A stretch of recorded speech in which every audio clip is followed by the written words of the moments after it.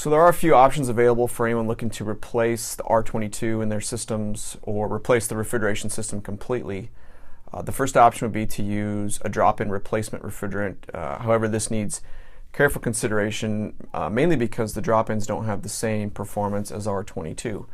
For example, most 134A or HFO-based synthetic refrigerants will have a significant capacity reduction in comparison to compressors initially sized for R22.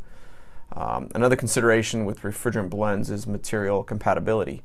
Since traditional mineral oils must be changed out for POE oils to maintain miscibility with the new refrigerant, likely all of the gaskets and seals would also need to be changed out for compatibility. On top of this, all lower GWP synthetic refrigerants have a temperature glide, and so there will at least be an impact to controls and expansion valve operation at a minimum.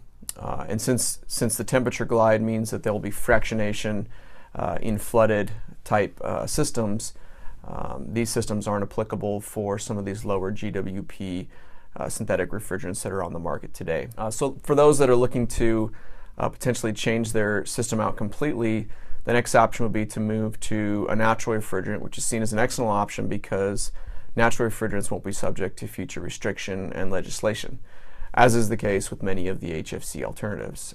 We've seen that even low GWP HFC refrigerants are being targeted for restricting legislation, and so many that are still using R22 have an opportunity to skip over HFCs and move straight to a future-proof natural refrigerant solution.